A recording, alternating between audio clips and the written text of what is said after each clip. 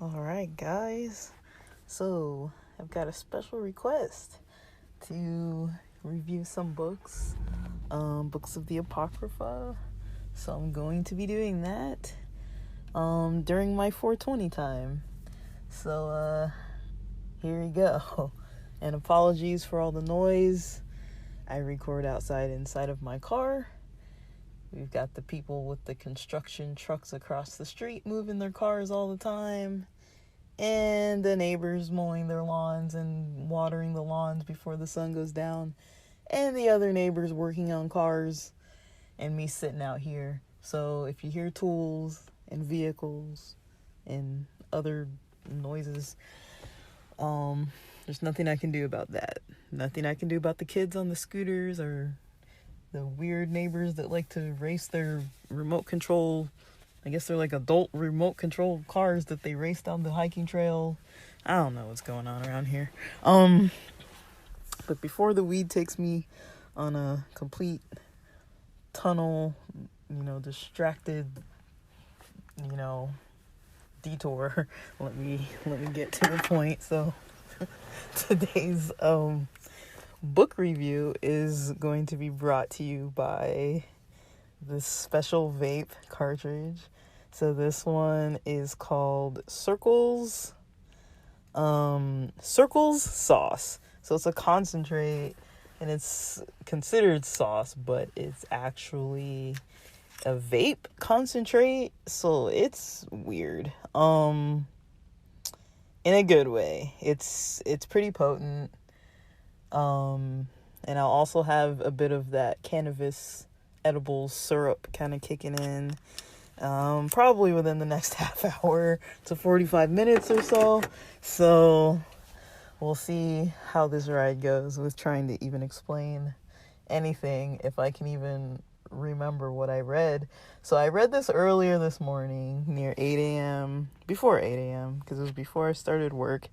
And it was this story from the Apocrypha. So those are, if you have a Catholic Bible, the Apocrypha is still kind of like upheld by the Catholic Church. But I don't know if there are Protestant churches that really look at it too much. I mean, I'd say it's like considered supplemental by some churches. It's like, oh, these are like books that like are related to the Bible. And then there's other books like the Book of Enoch, and I've seen some books at some friends' houses. Some friends of mine had these books that were like, I don't know, like, you know how Timothy has like 1st and 2nd Timothy, and it was like 3rd or 4th Timothy or something. It was like going like off into like these other books. But I guess they exist too. And somebody that, there was a process in history with people deciding what was going to go in the actual Bible and what was not going to stay.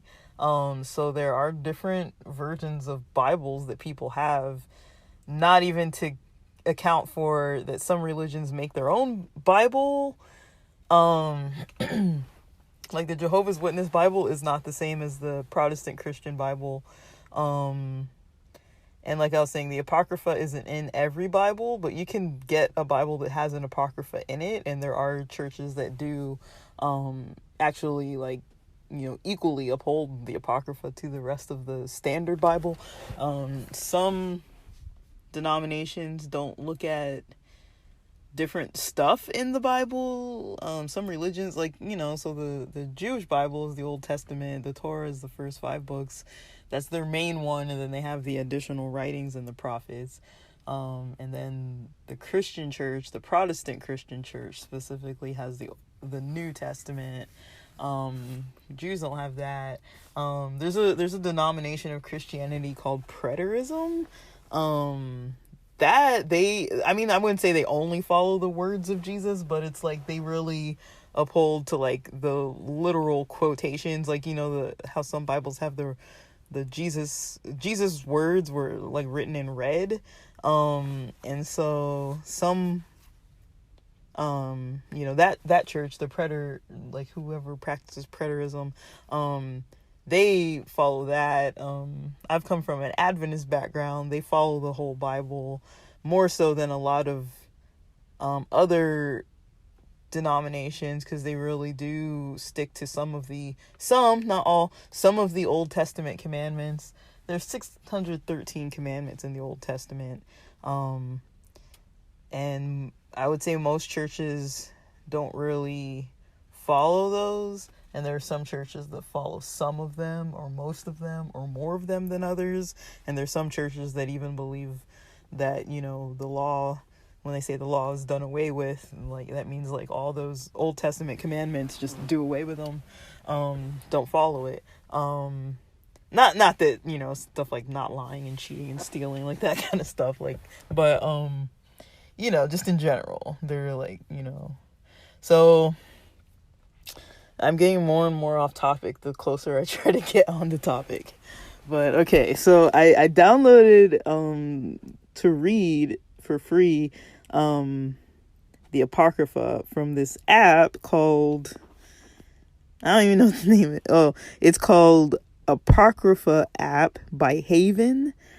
The icon, it kind of looks like the little tile is like purple with a lighter colored purple cross in it, and it has like a little dark purple little bookmark thing looking like it's sticking out of the bottom of a page, and it says APOC dot, like I guess it's like an abbreviation or something, and the app just comes out, it says Apocrypha. So this app, I'm not even gonna review the whole app, but dude, this app has so many typos. But the thing I liked is that it had an audio function, so I actually listened to this book, Bell and the Dragon. I think I listened to it twice this morning, or at least once, and then reviewed it again, and there were some parts I wanted to go over. So I took a little bit of notes, and if I even get to a point where I've explained this enough that I can even get to my notes, then I'll get into those. So there are topics I wanted to kind of discuss based on what I read, but I picked this book because it's short. It was something I could start right away with, so I was like, I don't want to get into having to read like 4 or 5 days worth of Apocrypha and not be able to start recording. So I just wanted to start recording. So this is the King James version, Apocrypha, Bell and the Dragon. And so, forgive me if I am bad with the pronunciation of the words and the names and blah, blah, blah. I mean, when you have Latin words and Greek words and Hebrew words, and I don't know what you'd even consider Babylon, like, I don't know, what was that, like Iraq or something, like it's Middle Eastern, there's a lot of cultures going on in here, and then we try and go and translate it into English, and on top of it I have this Bible that's like not even like properly edited. Oh, sorry. So Cyrus of Persia. So let me see. Yeah, Persia. That's in Iran, right? So yeah, that's where this takes place. Modern day Iran. So I'm not gonna read it word for word, but in general, this app shows that this book, Bell and the Dragon, is 1 chapter long, 42 verses long. So it sets the stage in Iran. So this is back in the time when Habakkuk was still living. I don't know when that was, but I guess apparently Daniel and Habakkuk lived at the same time. And they were both prophets. So that's interesting to see Habakkuk coming into this story. He has his own book in the traditional Bible, but I don't even know what that one's about, honestly. I know Hosea. Habakkuk, I can't really think specifically what it was that he was doing. My Bible knowledge is so rusty, it's like ridiculous. You wouldn't even think that I was raised reading the Bible like daily. multiple times in a day by force. So it's kind of wiped from my memory. But all right, so starring in Belle and the Dragon, we have Daniel, and he's buddies with this king. I don't even know how to pronounce it. Astyages. That's the king. Astyages. So we'll say Astyages.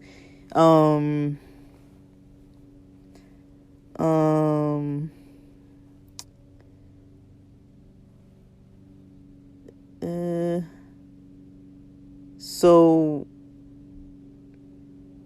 I don't know. The first verse is even confusing. So I mean, I read it already, but I don't know. Maybe it's just because I'm stoned. I'm like, dude, I can't.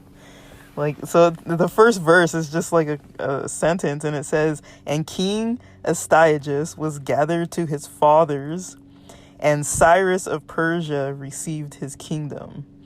So I don't even know who this is. I thought we were talking about King Astyages, but then it says Cyrus of Persia received his kingdom. So who the heck was the king? I don't even know.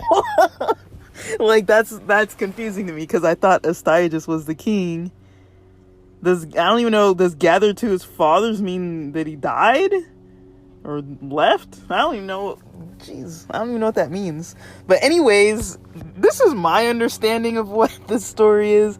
So Daniel is like some kind of role to a king. And if you remember Daniel, he's the guy who had a lion's den situation with his buddies Meshach, Shadrach, and Abednego.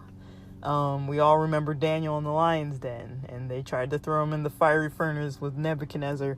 I don't know the time period of this incident in comparison to the other one, but it sounds kind of similar. You know, Daniel being told to worship something, and he was like, no, and then he gets ending up thrown in the lion's den again. But this one is different. There are different amount of lions, there are different kings involved. We're still in Babylon.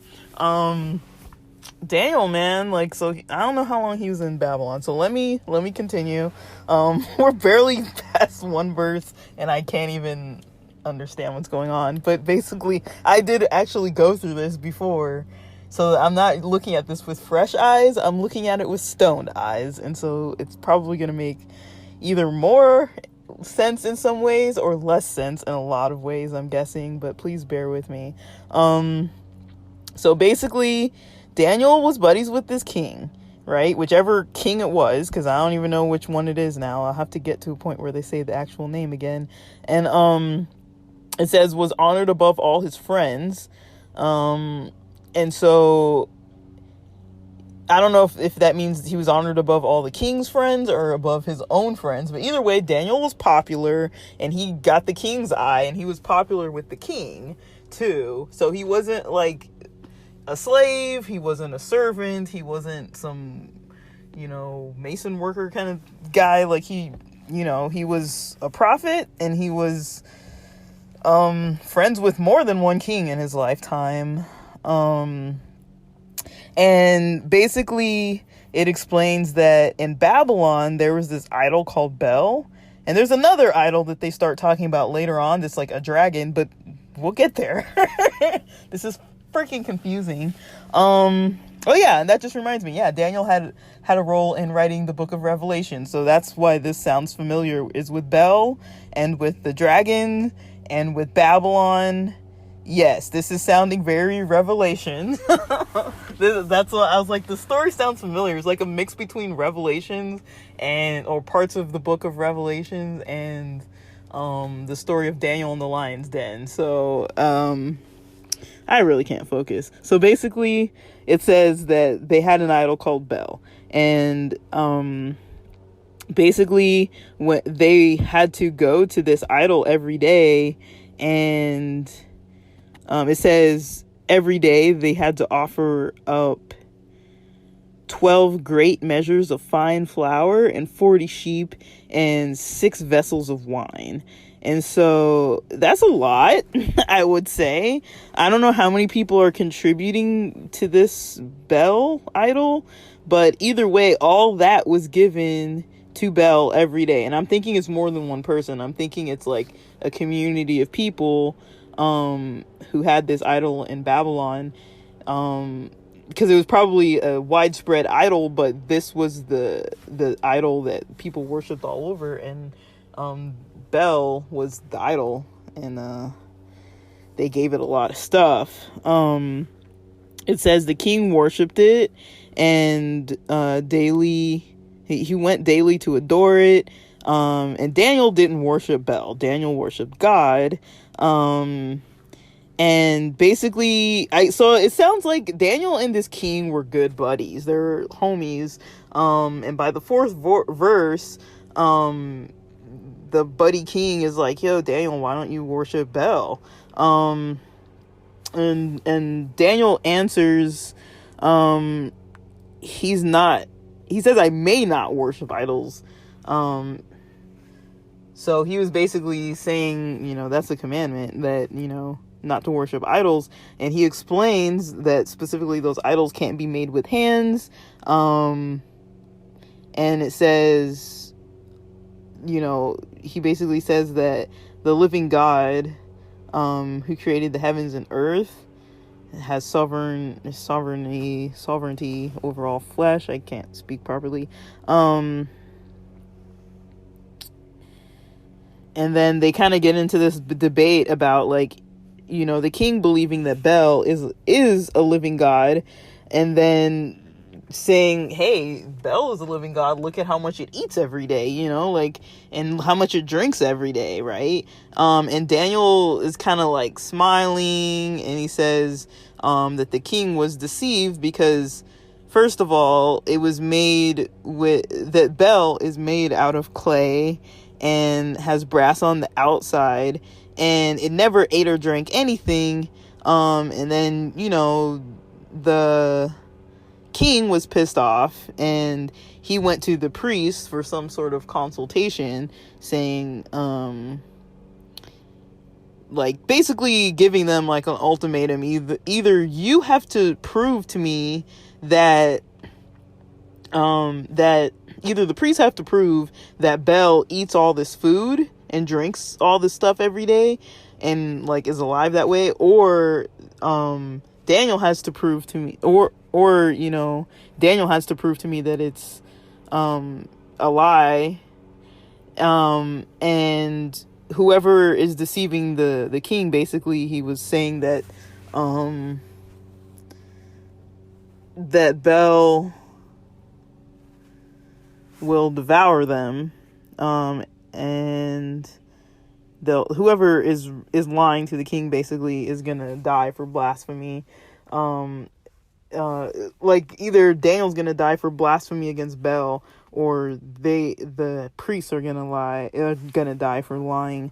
And so it says, so in verse 10 it talks about the priests of Bel. So I don't know how many 70 is. It's 6 a score, or is it 12 a score? I don't know.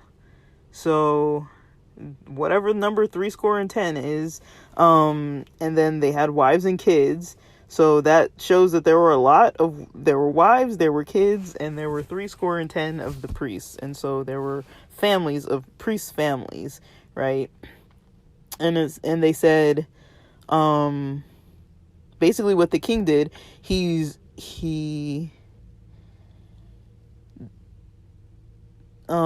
priests said,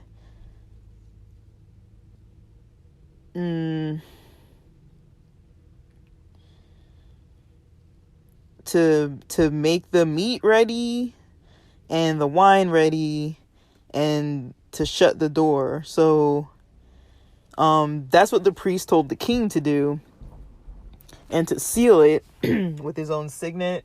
I don't know if that's the same as like a signet ring, but I guess there was some sort of sealing process that they could use with the door, that that the king would have a signet, kind of like how they do with the, they put the wax on the letter and then they use the stamp as like a seal, right? There are a lot of cultures that use seals in the past or even now, but it was like his official signet that like if the seal is broken, then somebody's been in something, right? So it's like either a door or a letter, like there's no way to like redo that because then you have to have the actual stamp. So that would be proof if he was able to seal it. And it's kind of interesting that they're going to these lengths. Okay, so it says basically they're saying, okay, if you find tomorrow that Bel has not eaten all the food, then the priests are saying, then we'll die. Otherwise, that's proof that Daniel was speaking falsely against us, like basically saying that the priests are lying. That's what Daniel was saying.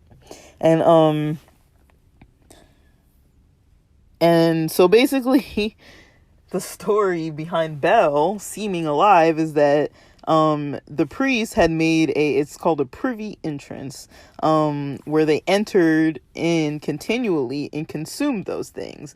So the priests and their families, like their kids, their wives, everybody, those whole families were eating. And that's probably why it was so much that had to be there every day. The worshipers would bring so many things, and then the priests and their families were eating them. And that's not an uncommon practice. You see this often in practices, right, where it's like people eating, like priests eating the food from the community, but it's usually not like shrouded in so much deceit, like, oh, this is a real living God named Bel and we're gonna put food for it and then Bel's gonna eat it. Oh wait, no, it's the priests and their kids. So usually doesn't look like that. So basically what happens, the king sets out the meat for Bel and all the things, like that they usually do. And then I don't understand this part where it says Daniel had commanded his servants to bring ashes. And basically, the king put his signet on the door, shut the door, put the signet, sealed it. And night came, the priests came with their wives and their kids.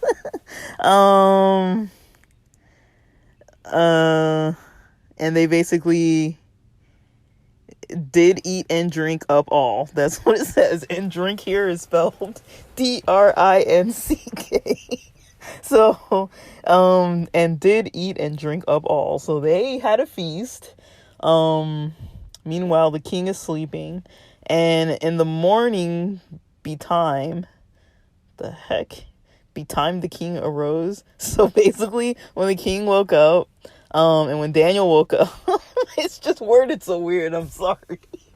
Because this is making it sound like Daniel was like sleeping with the king. Kind of. I shouldn't laugh, but verse 16, guys. In the morning betime, the king arose, and Daniel with him. That's what it says, not my words.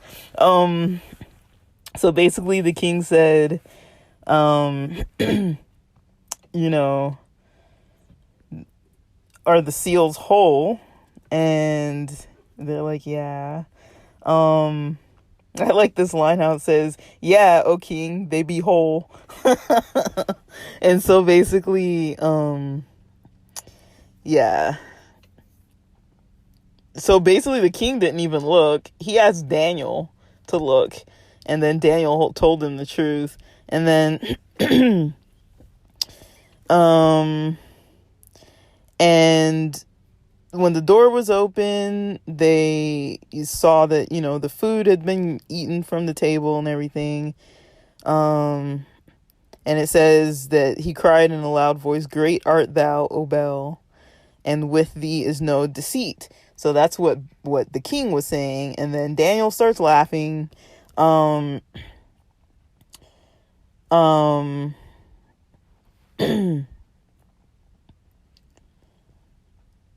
he said to the king, "Don't go in, Now look at the pavement, and like pay attention, look at the pavement, look at the ground right here, king. Like there's footsteps, and the king says, yeah, I see footsteps of men, women, children.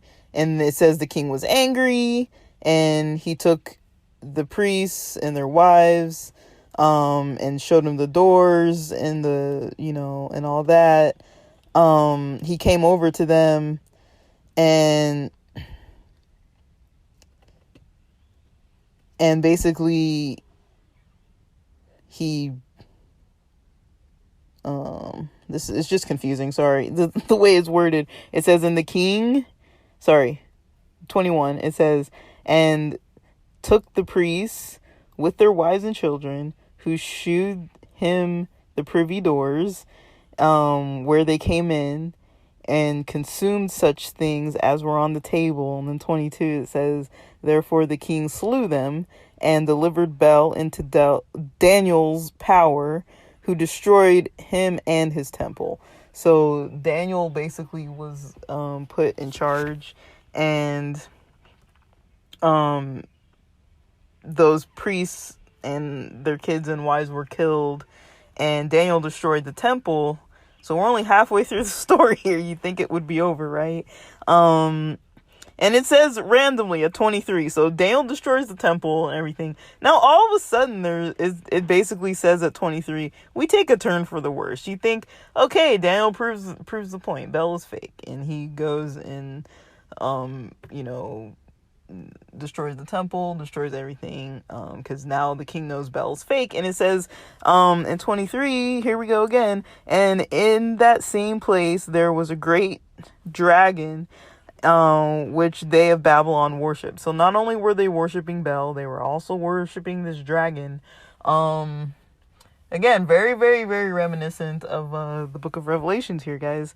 There's always dragons. There's always Babylon. There's always worshiping, all kinds of stuff going on. And so basically, it says that they basically, there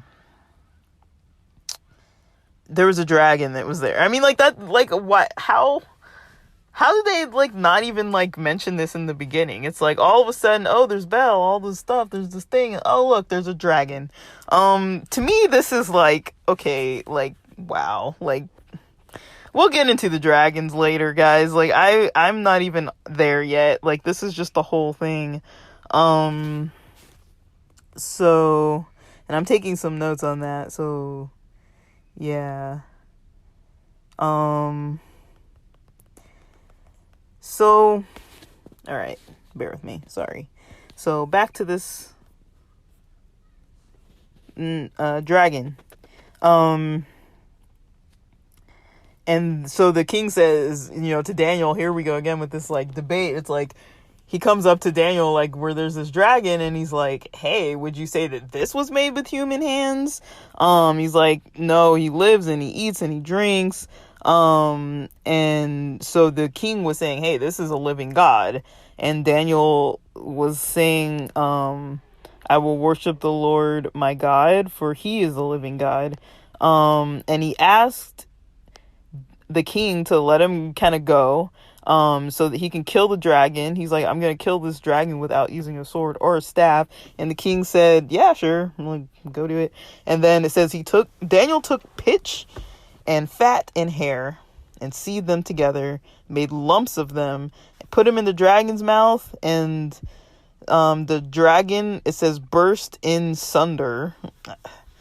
Jeez. So he killed the dragon, basically. Like, what the hell? And so, I don't know why this is so entertaining. This is like the coolest story. It's really fun. But basically, one thing that's kind of interesting is like there's always like this kind of what would you call it, replicating story that's always happening in a lot of biblical stories that you see, which is kind of funny and interesting. Like, remember Noah took pitch, was it bitumen and pitch or what? I can't remember. But pitch was involved with the ark, Noah's Ark. And here we have Daniel using pitch, but it's something different. I don't know what the combination of pitch, fat, and hair does, but it killed the dragon. I want to say burst in sunder probably means it blew up in flames. I don't know. Let me look that up. I've never even freaking heard that term before. Burst in sunder. So let's for those of you like me that don't know what that means, burst in sunder.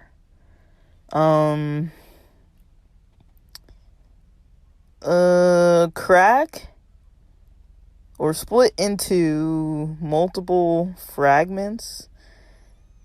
So it exploded. And now we're quoting again from this book. So basically it exploded. He blew up the dragon, basically. So Daniel blew up the dragon. This isn't like a story that I'm so familiar with, so I apologize. I'm not familiar with this at all, actually. So basically it says that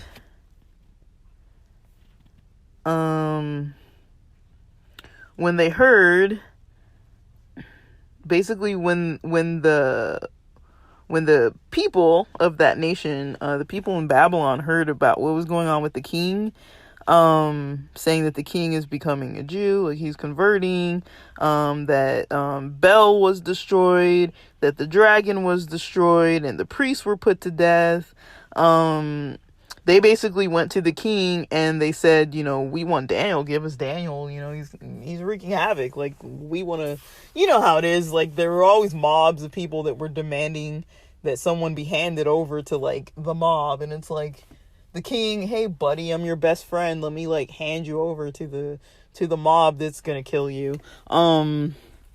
So they asked for Daniel, and or else they were gonna destroy the king's house and destroy the king. And then the king was like feeling pressured, so he was like, fine, here's Daniel. And then they took Daniel, they cast him into the lion's den. It says he was there 6 days, and there were 7 lions. So there are these numbers: 6 days, 7 lions. We'll come back to that. It says they were usually fed, but basically they didn't feed them, so that the lions would be more likely to eat Daniel. Dude, 7 lions? He was in there with 7 lions. And that's an interesting thing, because I think that's the name of a DJ or something. But it says, so there was a Jewish segment of this region where Habakkuk was, and he made what's called pottage. So he made some kind of boiled stew or porridge type dish, and broken bread in a bowl. I don't even know what that would be, but I'm thinking it's something similar to like a porridge with like crackers. I don't know. Pottage was like a lot of different things, but basically it was just cooked food. And basically it says that the angel of the Lord told Habakkuk, who's over here with the Jewish places, and he's about to feed the